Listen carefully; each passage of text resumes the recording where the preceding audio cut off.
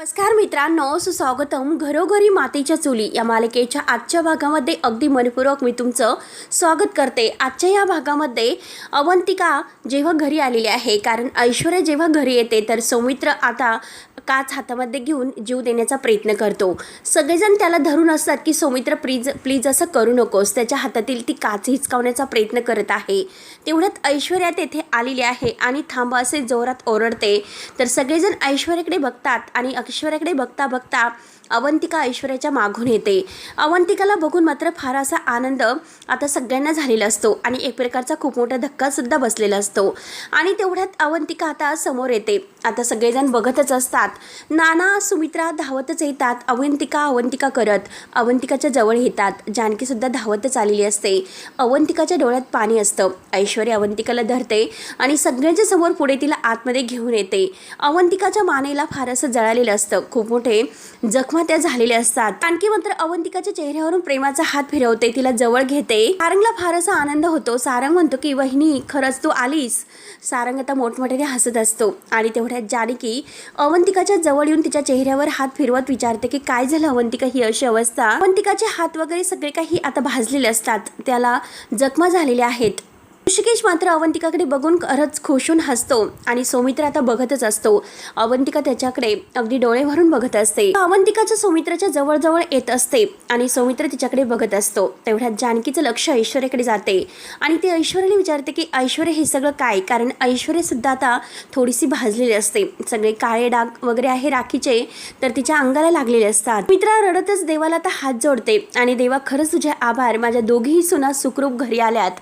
तेव्हा जानकीला काहीच कळत नसतं की नक्की काय झालेला आहे सर्व प्रकार। तेव्हा सौमित्र आणि अवंतिका एकमेकांना घट्ट असे मिठी मारतात आणि खूप रडतात, इतके रडतात तर सगळेजण आता त्यांचं हे प्रेम वगैरे बघून खूपच रडत आहे, कारण दोघंही एकमेकांना भेटले याचं खरंच खूप मोठं आता चमत्कार घडलेला असतो आणि सगळेजण आता रडत आहेत। ऐश्वर्याच्या डोळ्यात सुद्धा चक्क पाणी येते, ती आपल्या डोळ्यातील पाणी पुसते। त्यानंतर सुमित्रा आता म्हणते की चल सौमित्र तिला बसून दे, तिला जरा आराम करून दे, म्हणून अवंतिकाला ती बसायला सांगते। सुमित्र धरून अवंतिकाला तेथे सोफ्यावर बसवतो। सगळेजण आत येतात। सौमित्र अवंतिकाला विचारतो की तू ठीक आहे ना। त्यावरती अवंतिका म्हणते की हो आम्ही दोघंही ठीक आहोत। त्यावरती दोघेही आता एकमेकांकडे बघतच असतात। सुमित्रा म्हणते की खरंच परमेश्वराची खूप मोठी कृपा आहे, आपली अवंतिका आता ऐश्वर्या दोघीही सुखरूप घरी आल्यात। आणि सुमित्रा आपल्या डोळ्यातील पाणी पुसत जानकीला म्हणते की आज मात्र आपण देवाला पूर्णाचा नैवेद्य दाखवूयात। तेव्हा आता जानकी म्हणते की हो आई, आणि सगळेजण डोळ्यातील पाणी वगैरे पुसून शांत होतात। सौमित्र विचारतो की अवंतिका हे सगळं कसे झाले। त्यानंतर अवंतिका सांगायला सुरुवात करते की मी आणि ऐश्वर्या बाल्कनीत होतो, तिने मला लोकरीचे गुंडे आणून दिले होते आपल्या बाळाला स्वेटर विणण्यासाठी, आणि अचानक ते लोकरीचे गुंडे खाली पडलेत आणि आता मी ते गुंडे घेण्यासाठी बाहेर गेले आणि तेवढ्यात मला समोरून एक अचानक मुलगी पळताना दिसली। तेव्हा मात्र आता त्या मुलीच्या मागे मागे मी गेले आणि ती पडेल म्हणून मला असं वाटत होतं। मी तिला सावरायला गेले होते, परंतु ती मुलगी कोण होती निघून गेली आणि तेवढ्यात माझ्या मागून अचानक गुंड आले। ते गुंड मला अगदी तोंडाला रुमाल वगैरे लावून तिथून घेऊन गेले। घडलेला जो काही प्रकार आहे तो अवंतिका सगळ्यांना सांगते। हे सर्व ऐकल्यानंतर आता सर्वांना एक फार मोठा धक्का बसतो। त्यानंतर जेव्हा मला शुद्ध आली तर बघते तर काय, तेव्हा सगळीकडून आग लागलेली होती, आग माझ्या जवळ येत होती आणि तेवढ्यात मी आता परत चक्कर येऊन खाली पडले आणि त्यानंतर जे काही घडलेलं आहे तर ते सर्व आता तिला काही माहितीच नसतं। त्यानंतर मात्र आता हे सगळं काही झाल्यानंतर सौमित्र म्हणतो की म्हणजे तू ऐश्वर्यामुळे बाहेर गेलीस तर, आणि मी तुम्हाला म्हणालो होतो की ही सर्व ऐश्वर्याची कारस्थानं आहेत आणि आई जोपर्यंत ही बाई या घरात आहे तोपर्यंत काहीच या घरामध्ये ठीक नाही।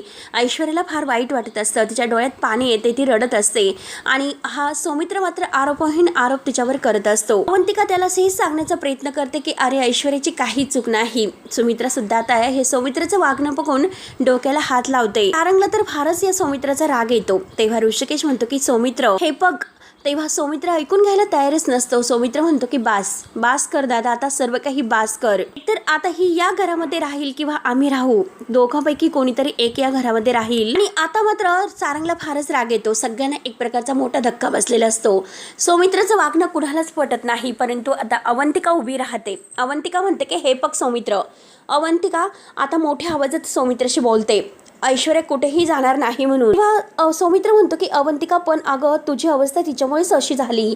तेव्हा अवंतिका म्हणते की तुझ्या मनात मात्र तिच्याविषयी खूप असे गैरसमज आहेत. तुला असं वाटतं की ती इथे असणं सेफ नाही म्हणून. अरे पण आज तिच्यामुळे मी सेफ आहे, लक्षात घे. अरे तिने स्वतःचा जीव पणाला लावला आणि माझा जीव वाचवला. बघ तिच्या हाताकडे, तिला भाजलेला आहे, तिचे हात भाजलेले आहे आणि हे सगळं तिने माझ्यासाठी केलेलं आहे. तर ऐश्वर्या पारा तर रडत असते, कारण तिला सुद्धा आता खूप असा त्रास होत आहे. हात भाजलेले असतात, सगळेजण तिच्या हाताकडे बघतात. तेव्हा आता सारंग ऐश्वर्याचे हात धरतो आणि म्हणतो की बापरे ऐश्वर्या किती लागलं हो तुम्हाला, मी आणतो काहीतरी तुम्हाला या हातांना लावण्यासाठी. त्यावरती ऐश्वर्या म्हणते की नको सारंग, मला एवढं काहीच झालेलं नाही. ऐश्वर्या सांगायला सुरुवात करते की अवंतिकाला जेव्हा मी घरात शोधत होते तेव्हा ती घरात कुठेही मला दिसली नव्हती. अचानक मात्र तिचा फोन वाजत होता आणि आता अचानक जेव्हा मी बाहेर गेले तेव्हा मात्र आता अवंतिकाचा फोन आहे तेथेच त्या बाल्कनीत होता, परंतु अवंतिका तेथे कुठेही दिसत नव्हती. तेवढ्यात मी आतमध्ये आले, आईंनी मला हाक मारली आणि आईंच्या जवळ आल्यानंतर आता आई मला म्हणालेत की अवंतिका कुठेही नाही दिसत. खरं तर हा सौमित्राचा फोन होता आणि तो फोन मी उचलू शकत नव्हते. आईंना सुद्धा खूप काळजी वाटली होती की सगळीकडे अख्खं घर शोधलं होतं, अवंतिका मात्र कुठेही दिसली नव्हती. अवंतिकाला मी सगळीकडे शोधत होते, इकडे तिकडे सगळीकडे शोधले, पण त्यानंतर जेव्हा मी टेरेसवर अवंतिकाला शोधायला गेले, तिला शोधत असताना मात्र मी टेरेसवर होते आणि जेव्हा मी खाली बघितलं तर तेव्हा मला एक गाडी तेथे दिसली आणि त्या गाडीच्या बाजूला मात्र एक माणूस होता आणि तो घाईने गाडीमध्ये बसला. हे बघा दादा, तोच माणूस होता की जो बाजार समितीत आला होता, तो मला धमकावत होता, त्याच्यासोबत तुमचे वाद झालेले होते. आता ऋषिकेशला त्या क्षणाची आठवण होते. तो माणूस धमकावून गेलेला आहे की बघून घेईन तुला, धमकी दिल्याची मात्र आता ऋषिकेशला आठवते. त्यानंतर मात्र ऐश्वर्या पुढे म्हणते की मला असं वाटलं होतं की बहुतेक आला असेल तो कशाला तरी आणि मी अवंतिकाच्या विचारातच होते म्हणून मी तेथून निघाले. मी अवंतिकाला इकडे तिकडे शोधत होते, अवंतिका कुठेही नव्हती आणि तेवढ्यात तिच्या हातातील तो लोकरीचा गुंडा आहे तो मला तेथे सापडला. तेव्हा मी विचार करत होते हा लोकरीचा गुंडा तर मी अवंतिकाला दिलेला होता, हा लोकरीचा गुंडा येथे कसा आला असेल. म्हणजे याचा अर्थ जो काही माणूस घराच्या बाहेर उभा होता तर तो अवंतिकाला घेण्यासाठी आला होता, तर त्यानेच अवंतिकाला पकडून नेले असणार. आता ऐश्वर्याच्या सर्व काही लक्षात आलेलं असतं म्हणून ते आता सगळ्यांना हे सर्व सांगत असते. तेव्हा आता मी अवंतिकाला शोधतच गेले. त्या माणसाचं आपल्या घराच्या बाहेर उभं असणं आणि अवंतिकाचं असं गायब होणं आणि मला असं वाटलं की ह्या सगळ्या गोष्टी कनेक्टेड तर नाही ना. तेव्हा माझ्या लक्षात आले की नक्की अवंतिकाला किडनॅप केलं गेलेलं आहे. म्हणून मी त्या माणसाच्या घरी गेले आणि मला माहिती होतं की त्या माणसाचं घर कुठे आहे, कारण तो माझ्या डॅडांचा माणूस होता. आणि मी त्याच्या घरी गेल्यानंतर आणि जेव्हा मी त्याच्या घरी गेले तेव्हा घडलेला प्रकार आता ऐश्वर्या सगळ्यांच्या समोर सांगत आहे कारण मी त्याच्या घरी गेले आणि घरी गेल्यानंतर मी त्याला आवाज देत होते की कुठे आहे तो, बाहेर ये, लवकरात लवकर बाहेर ये. आणि तेवढ्यात त्याची बायको तेथे होती. त्याची बायको मला विचारलं की तुम्ही नक्की कोण आहात. आणि तेव्हा ऐश्वर्या त्या बाईला म्हटलेली असते की आता तुझा नवरा कुठे आहे, लवकरात लवकर सांग, तुझ्या नवऱ्यामुळे एका बाईच्या जीवाला धोका आहे, माहिती नाही का तो कुठे आहे, लवकरात लवकर सांग. तेव्हा आता त्याची बायको म्हटलेली होती की मला माहिती नाही की तू कुठे आहे म्हणून, काही सांगत नाही. तर ऐश्वर्याने तिला चांगलं धमकावलेलं असतं की हो का, तो तुला काहीच सांगत नाही, मग तुझ्या जीवाला जर धोका असेल तरी सुद्धा तू काहीच सांगणार नाही का. तेव्हा लगेच त्याची बायको मला म्हणते की काय म्हणजे, तर ऐश्वर्या म्हणते की त्याला आत्ताच्या आत्ता फोन लाव. तेव्हा तिची बायको म्हणते की कशासाठी फोन लावायचा आणि ते अगोदर सांगा. तेव्हा आता ऐश्वर्याला फारच राग येतो. ऐश्वर्या लगेच म्हणते की तुला तर खूपच प्रश्न पडतात आणि लगेच तेथे ती जेव्हा कांदे ती चिरत तर तो सुरा घेते आणि त्या बाईवर धावून जाते आणि त्या बाईला मात्र सूर्याची आता धमकी दाखवून तिच्याकडून सगळं काही सत्य वधून घेते. तिला फोन लावायला सांगते, चांगलीच धमकावते, तिच्या हातात मोबाईल देते आणि ती बाई आता खूपच घाबरलेली असते. ती सुद्धा आता फोन लावते. ऐश्वर्या तिला फोन स्पीकरवर टाकायला सांगते. तेव्हा ती बाई फोन करते आणि तेव्हा तिच्या नवऱ्याने तो फोन उचललेला असतो. तेव्हा ऐश्वर्या फोन हातामध्ये घेते आणि म्हणते की ऐक, तू सयाजीरावांसाठी काम करतोस ना. मात्र तो माणूस म्हणतो की कोण बोलतं. तेव्हा ऐश्वर्या म्हणते की मला प्रश्न न विचारता मी तुला विचारलेल्या प्रश्नाची उत्तर आहे तर ते शिस्तीत द्यायची. तेव्हा ऐश्वर्या विचारते की अवंतिका कुठे आहे. तेव्हा तो माणूस म्हणतो की त्याच्याशी तुझा काय संबंध, मुळात तू म्हणजे आहेस तरी कोण. ऐश्वर्या मात्र त्याच्या बायकोला म्हणते की तुझ्या नवऱ्याला सुद्धा म्हणजे तुझ्यासारखे खूपच प्रश्न पडतात. ऐश्वर्याने त्याला चांगलंच धमकावलेलं असतं. अवंतिका कुठे आहे ते मला सांग, नाही तर तुझ्या लाडक्या बायकोला मी डायरेक्ट ढगामध्ये पाठवेल. तेव्हा मात्र आता लगेच त्याची बायको रडत असते आणि यांना काय पाहिजे ते सांगा, नाहीतरी हा माझा जीव घेतील म्हणून ती रडत असते. तेव्हा तो माणूस खूपच घाबरतो. ऐश्वर्या त्याला म्हणते की ऐकलंस का. तो माणूस खूपच घाबरलेला आहे आणि म्हणतो की तिला काही करू नका, मी तुम्हाला सांगतो. लगेच तो सांगतो की मी अवंतिकाला गोडाऊन मध्ये अडकून ठेवलेला आहे. तेव्हा ऐश्वर्या विचारते की कुठलं गोडाऊन. तेव्हा तो म्हणतो की नगरकर गोडाऊन आणि आता मात्र खूपच उशीर झालेला आहे. गोडाऊनला आग लागलेली आहे. आग लागलेली आहे म्हटल्यानंतर ऐश्वर्याला फारच राग येतो. ऐश्वर्या रागाने म्हणते की तू आग लावलीस. आता ऐश्वर्या रागाने मात्र ती सुरा वगैरे आहे तो मोबाईल फेकून देते आणि लगेच अवंतिकाला वाचवायला मात्र त्या नगरकर चौकातील गोडाऊनमध्ये आता घाईने येत असते आणि घाईने तेथे येते. तेथे आल्यानंतर जो काही प्रकार घडलेला आहे तो सर्व काही आता सगळ्यांच्या समोर सांगत असते. आणि जेव्हा मी तेथे गेले तेव्हा मात्र आता दरवाजा बंद होता. मी कसं बस आता लोटून धक्के देऊ देऊ तर दरवाजा उघडला आणि दरवाजा डायरेक्ट तुटला. तेव्हा आता बघितलं तर काय सगळीकडे आग लागलेली होती. आगीमध्ये मला कुठेही काही दिसत नव्हते. सगळं काही अंधार आणि अंधार आणि आगीचे लोळ ही लोळ होते. कुठे काय करावं तेच काही कळत नव्हतं. अवंतिका नक्की कुठे आहे ते सुद्धा मला समोर दिसत नव्हते. चादर वगैरे घेऊन मी आतमध्ये शिरले. अवंतिका आता कुठेही दिसत नव्हती. मी तिला आवाज देत होते की अवंतिका अवंतिका जोरजोराने ओरडत होते. तेव्हा मी अवंतिकाला जोरजोराने आवाज देत होते त्याच वेळी समोर मला अवंतिका पडलेली दिसली. ती बेशुद्ध होती आणि अवंतिका मला समोर पडलेली दिसली. मला काय करावं ते काही सुचतच नव्हतं. कसं बसं मात्र मी तिला अवंतिकाला तेवढ्यात मला अवंतिका दिसली. मी तिला म्हणजे उठवण्याचा खूप प्रयत्न केला परंतु अवंतिका काही शुद्धीवर यायला तयारच नव्हती आणि तेवढ्यात मी तिच्या जवळ गेले. तिच्या अंगावर चादर वगैरे टाकली आणि तोच तिच्या साडीला आग लागली होती. तिचा पदर पेटलेला होता. कसं बसं मात्र मी तो पदर विझवण्याचा प्रयत्न करत होते परंतु माझ्या हाताला भाजत होतं. मी तिला आता उठवलं आणि मी तिला उठवण्याचा खूप प्रयत्न केला की अवंतिका उठ, मी आले, उठ अवंतिका, अवंतिका उठ प्लीज, अगं तुला काही होणार नाही, उठ ना अवंतिका, काही होणार नाही तुला. मी सुद्धा इतके घाबरून गेले होते. कसं बसं मी तिला त्या चादरीमध्ये गुंडाळलं. मी तिला कसं बसं हॉस्पिटलमध्ये घेऊन गेले आणि तिच्यावर उपचार करून तिला अशा अवस्थेत अगदी सेफ घरी घेऊन आले. तर आता हे सगळं काही सांगितल्यानंतर आता सगळेजण अगदी थक्क होतात. तेव्हा सगळेजण शांत बसलेले आहेत. सौमित्र सुद्धा काही रिॲक्ट होत नसतो. पण आता अवंतिका म्हणते की हे बघ सौमित्र, तू आजपर्यंत ज्या मुलीवर संशय घेत आला त्या मुलीने मात्र स्वतःचा जीव धोक्यामध्ये घालून आज माझा जीव वाचवला. जर आज ऐश्वर्या तेथे नसती तर आज मी तुझ्या समोर सुद्धा उभी नसते. आता जानकी म्हणते की सौमित्र भाऊजी बघितलंस का आज ऐश्वर्याने काय केलं, मग तरी सुद्धा तुम्ही तिच्यावर विश्वास ठेवणार आहात की नाही. ऐश्वर्या सौमित्राला म्हणते की हे बघ सौमित्र, तुझा अजून सुद्धा माझ्यावर राग असेल आणि तुला हेच वाटत असेल की मी तुझ्या विश्वासाच्या पात्राची नाही म्हणून हे बघ मी हे घर सोडून जायला तयार आहे. तेव्हा आता ऐश्वर्याने जो काही निर्णय सांगितलेला आहे तो ऐकून सगळ्यांना आता धक्काच बसतो. आता जानकी म्हणते की ऐश्वर्या अगं तू काही कसं बोलते, तू का घर सोडून जाणार आहेस. तेव्हा आता सारंग म्हणतो की नाही वहिनी, ऐश्वर्या एकदम बरोबर बोलतात. मनामध्ये जर अडी असेल तर एकत्र राहून काही फायदा नाही होणार, कारण रोज फक्त या घरात भांडणच होतील. त्यापेक्षा मी आणि ऐश्वर्या माझं सामान बांधतो आणि कायमचं या घरातून निघून जातो. तेव्हा आता सारंगचा हा निर्णय ऐकल्यानंतर सगळ्यांना फार मोठा धक्का बसतो. कारण कोणीही आता घर सोडून जाऊ नये अशी प्रत्येकाची इच्छा असते. सौमित्र अजून सुद्धा काही बोलत नसतो, तो फक्त पाहत असतो. आणि सारंगने आता ऐश्वर्याने तो घर सोडून जातो हे सांगितलेलं असतं. त्यावरती ऐश्वर्या म्हणते की सारंग तुम्ही, ऐश्वर्या रडत असते. तेव्हा सारंग रडतच म्हणतो की सगळ्यांच्या फायद्याचं तेच आहे. मात्र सारंग ऐश्वर्याचा हात धरतो आणि चला ऐश्वर्या असं म्हणतो. तेव्हा लगेच सारंग आणि ऐश्वर्या तेथून जायला निघतात परंतु सौमित्र त्यांना आडवा होतो आणि थांबा असं म्हणतो. तेव्हा सगळेजण मात्र आता सौमित्राकडे बघत असतात की नक्की सौमित्राच्या मनात आहे तरी काय. हे बघा तुम्ही कुठेही जाणार नाही, मला माझी फॅमिली हवी आहे. तेव्हा आता अवंतिकाला फारच आनंद होतो.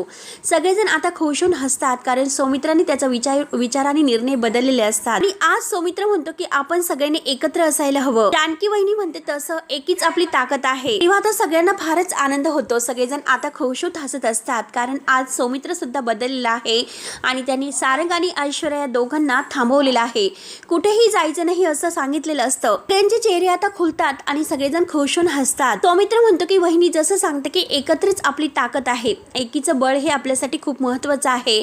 आणि हे बघ जानकी वहिनी, आज माझा विश्वास बसलेला आहे, ऐश्वर्या खरंच बदललेली आहे. तेव्हा जानकीला फारच आनंद होतो कारण आज सौमित्राने त्याच्या मनातील बोलून दाखवलेलं असतं. पूर्वीची ऐश्वर्या असती तर ती असं वागलीच नसती. तो आता रडतच ऐश्वर्या समोर हात जोडतो. ऐश्वर्या मी तुझ्यासोबत जे काही वागलो, जे काही तुझ्यासोबत बोललो, तुझा अपमान केला, तुला जे काही मी आता इतकं काटेदार शब्दाने बोललो, खरंच मला माफ कर. म्हणून तो हात जोडून आता ऐश्वर्याची माफी मागतो आणि ऐश्वर्या सुद्धा आता रडत असते. तो हात जोडतो आणि माफी मागतो आणि म्हणतो की हे बघ आज फक्त तू माझ्या अवंतिकाचा जीव नाही वाचविला, कारण आज तू माझा सुद्धा जीव वाचवला आणि खरंच त्यासाठी खूप खूप थँक्यू. तेव्हा लगेच आता ऐश्वर्या सुद्धा रडत असते. ऐश्वर्या म्हणते की प्लीज सौमित्र तुम्हाला थँक्यू बोलून असं पर्क करू नकोस. ऐश्वर्या रडतच पुढे म्हणते की तुम्ही सगळ्यांनी मला आपलंसं करावं म्हणूनच मी या घरामध्ये परत आले होते. त्यामुळे आता जे झालेलं आहे ते पुरे झालं. आता मागचं सगळं काही काही विसरून आपण नवीन सुरुवात करूया. सौमित्र म्हणतो की हो ऐश्वर्या. तेव्हा आता सगळ्यांना इतका आनंद होतो, जानकीचा चेहरा खुलतो, अवंतिका सुद्धा खुश होत हसत असते. कारण आज सौमित्र आणि ऐश्वर्या यांचं दोघांचं जे काही आता एकमेकांमध्ये गैरसमज होते ते सुद्धा दूर झालेले आहेत आणि सगळेजण आता अगदी आनंदाने एकत्र आलेले आहेत. तर आणि सौमित्र आता रडत असतो आणि सारंगची माफी मागतो की सॉरी सारंग, मी तुझी कॉलर धरली होती, मी तुझ्यावर ओरडलो, एक मोठा भाऊ असून सुद्धा मी तुझ्याशी वेड्यासारखा वागलो. तेव्हा आता सारंग सुद्धा खूप रडत असतो आणि तो सुद्धा दादा करत सौमित्रच्या जवळ येतो. सौमित्र रडतच म्हणतो की सारंग, तुझ्या मोठ्या भावाला तू माफ करशील का रे. तेव्हा आता दोघेही एकमेकांच्या घट्ट मिठी मारतात आणि एकमेकांच्या गळ्यात पडून खूपच रडतात. तेव्हा आता त्या दोघांना एकत्र बघून घरातील सगळ्यांच्या डोळ्यातून आनंद अश्रू येतात. सगळ्यांना फार असा आनंद होतो. सारंग सौमित्रला घट्ट मिठी मारत म्हणतो की दादा प्लीज असं बोलू नकोस. तेव्हा आता ऋषिकेशही त्यांच्या जवळ येतो आणि सौमित्रला घट्ट अशी मिठी मारतो. तेव्हा जानकी, ऐश्वर्या, अवंतिका यांच्या सगळ्यांच्या डोळ्यातून आनंद अश्रू येत राहतात आणि नाना आणि सुमित्रा यांना तर खरंच खूप आनंद होतो. आनंद अश्रू त्यांच्या डोळ्यातून येत आहे. आपल्या तीनही मुलांना एकत्र असे आनंदात खुश एकत्र बघत तिघेही आज एकत्र येतात. तिघेही एकमेकांना घट्ट असे मिठी मारतात आणि तेवढ्यात नाना त्यांच्या जवळ येतात. नाना म्हणतात की अरे पोरांनो बस करा, किती रडत होताल, आता बस करा. आता रणदिव्यांच्या घरामध्ये आज पुन्हा ही आनंद झालेला असतो. सगळेजण एकत्र आलेले असतात. तेव्हा नाना म्हणतात की हे बघा पोरांनो, तुमच्या सगळ्यांच्या मनातील जळमट दूर झालेली आहेत ना, बद्दल देवाचेच आभार माना. म्हणून सगळेजण आता देवाला हात जोडतात. जानकीच्या डोळ्यातून तर आनंद अश्रूच येत असतात. तिला तर फारच आनंद होतो कारण तिला आपलं कुटुंब एकत्र हवं आहे. एकीचं बळ हे खूप मोठं असतं. एकत्र राहून आपण खूप काही करू शकतो, एकत्र राहून एकमेकांची साथ देऊ शकतो. हे सगळं काही जानकीचं एक ब्रीद वाक्य आहे. ते सगळं आता सगळ्यांनी लक्षात ठेवलेलं असतं आणि आज सौमित्राने ऐश्वर्याला सुद्धा माफ केलेलं असतं आणि सगळे काही जळमट मनातील धूर ठेवून सगळेजण एकत्र आलेले आहेत. त्यानंतर खुश होत नाना सगळ्यांना म्हणतात की हे बघा आज तुम्ही आता सगळे गैरसमज दूर केलेत, सगळ्यांच्या मनातील आता जळमट दूर झालीत. त्यामुळे गुण्या गोविंदाने असंच कायम एकत्र राहा, अगदी आनंदाने एकमेकांच्या सोबत, एकमेकांची साथ कधीही सोडू नका. आता सारंग ऐश्वर्याच्या जवळ येतो आणि तिच्या हाताला जे भाजलेलं आहे तर ते हात धरतो. सौमित्र सुद्धा त्यानंतर अवंतिकाच्या जवळ येतो आणि तो सुद्धा खुश होत तिच्याकडे बघत असतो. सगळेजण आता इतके खुश असतात परंतु जानकीच्या मनात काहीतरी टेन्शन असतं. तेव्हा जानकी म्हणते की नाना, सगळेजण जानकीकडे बघत असतात की नक्की जानकीला काय झालं. जानकीचा चेहरा पूर्णपणे आता असा टेन्शनमध्ये असतो. जानकी म्हणते की नाना, माझ्या मनामध्ये आता एकचही आहे की आता आपली अवंतिका मात्र देवाच्या कृपेने घरामध्ये परत आलेली आहे, ते पण सुखरूप. आगीमध्ये आता जिचा मृत्यू झाला ती व्यक्ती कोण होती, आपण नक्की अंत्यसंस्कार कुणावर केलेत. व आता सगळ्यांना एक प्रकारचा खूप मोठा धक्काच बसतो. नक्की आगीत असं कोण होरपळून मेलेलं आहे, ती बॉडी कुणाची होती. म्हणून ती अवंतिकाला विचारते तर अवंतिका म्हणते की नाही वहिनी, आम्हाला खरंच काही माहिती नाही, खरंच तेथे नक्की काय घडले याबद्दल खरंच काही माहिती नाही. सगळ्यांच्या मनामध्ये आता एकच टेन्शन उभं राहतं की नक्की आगीमध्ये भाजलेली बाई कोण होती, ती बॉडी नक्की कुणाची होती, नक्की काय घडलं काहीच कोणाला कळत नव्हतं. तेव्हा आता जानकीला एक खूप टेन्शन येतं. जानकी म्हणते की मला तर असं वाटतं की जे काही आहे ते आपण पोलिसांना जाऊन सांगायला हवं. तेव्हा आता ऋषिकेश म्हणतो की पण त्यासाठी मात्र अवंतिकाला आपल्याला पोलीस स्टेशनमध्ये न्यावं लागेल.